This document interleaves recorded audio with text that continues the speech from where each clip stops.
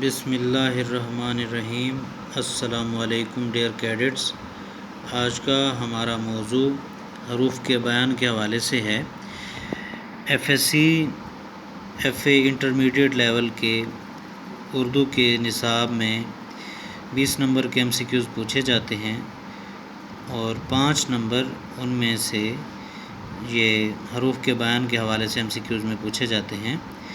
Multiple choice questions کثیر الانتخابی سوالات 5 number کے حروف کے حوالے سے پوچھے جاتے ہیں۔ تو سب سے پہلے دیکھیے کہ حرف کیا ہے۔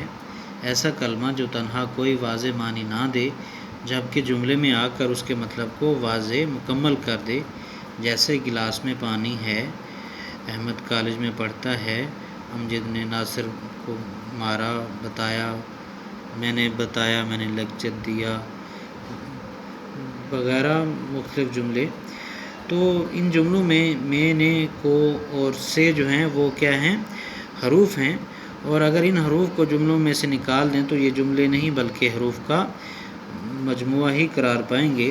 اس لیے یہ جملے حروف کے بغیر نامکمل ہیں اور حروف اسی حوالے سے اہمیت کے حامل ہیں۔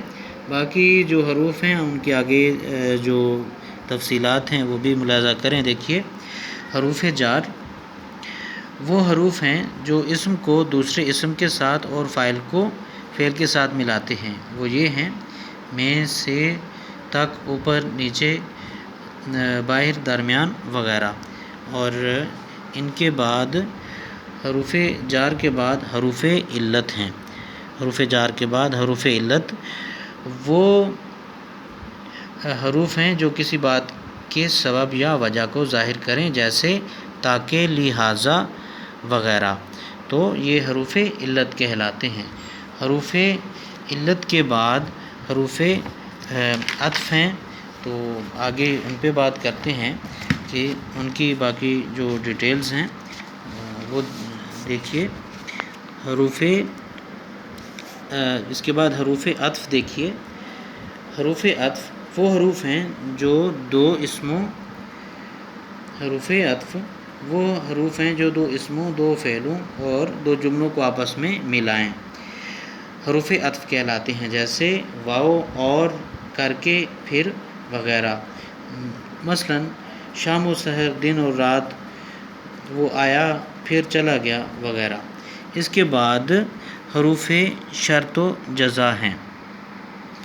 حروف شرط و جزا وہ حروف ہیں جو شرط کے موقع پر بولے جاتے ہیں، حروف شرط کہلاتے ہیں، جیسے اگر، اگرچہ، وگرنہ، ورنہ، نہیں تو، ہر چند وغیرہ۔ اور اسی طرح وہ حروف جو شرط کے جواب میں بولے جائیں حروف جزا کہلاتے ہیں، جیسے تب، تو، سو، جیسے وغیرہ۔ ان کے بعد ہیں حروف افسوس۔ حروف جزا و سزا کے بعد ہمارے پاس حروف افسوس ہیں۔ تو حروف افسوس کیا ہیں؟ حروف افسوس وہ حروف جو اظہار افسوس کے وقت گھبراہٹ اور تکلیف میں بولے جاتے ہیں۔ مثلا حیف، اف، صد حیف، افسوس، ہائے، وائے، آہ وغیرہ۔ ظاہر ہے انسان مختلف کیفیات ہیں، مختلف کیفیات میں انسان کی جو اس کی لب و لہجہ ہے، باڈی لینگویج ہے، یا جو کچھ وہ بولتا ہے، الفاظ ہیں، اس موقع پر جو بھی بات چیت انسان کرتا ہے موقع کی مناسبت سے، ظاہر ہے وہ مختلف ہوتی ہے۔ تو حروف افسوس کے بعد حروف تاکید ہیں۔ حروف تاکید کیا ہیں؟ حروف تاکید وہ حروف جو کسی کام کو کرتے وقت تاکید کے طور پر بولے جاتے ہیں، جیسے ضرور، بے شک، ہرگز وغیرہ۔ تو ان کے بعد حروف تاکید کے بعد ہیں حروف ندا۔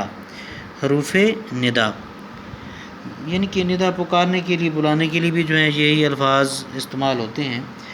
حروف ندا وہ حروف جو کسی کو پکارتے وقت، بلاتے وقت، وہ حروف جو کسی کو پکارتے وقت بولے جائیں انہیں منادی حروف یا حروف ندا کہتے ہیں، جیسے اے، ابے، ارے، او، اجی یا وغیرہ۔ اسی طرح ان کے بعد حروف ندا کے بعد ہیں ہمارے پاس حروف انبساط۔ حروف انبساط وہ حروف جو کسی خوشی یا مسرت کے موقع پر بولے جاتے ہیں، جیسے واہ واہ، سبحان اللہ، ماشاء اللہ، ہو، واہ، آہا وغیرہ۔ حروف انبساط کے بعد ہم بات کریں گے حروف تعجب پہ، اور تو حروف تعجب، یہ حروف تعجب کیا ہیں؟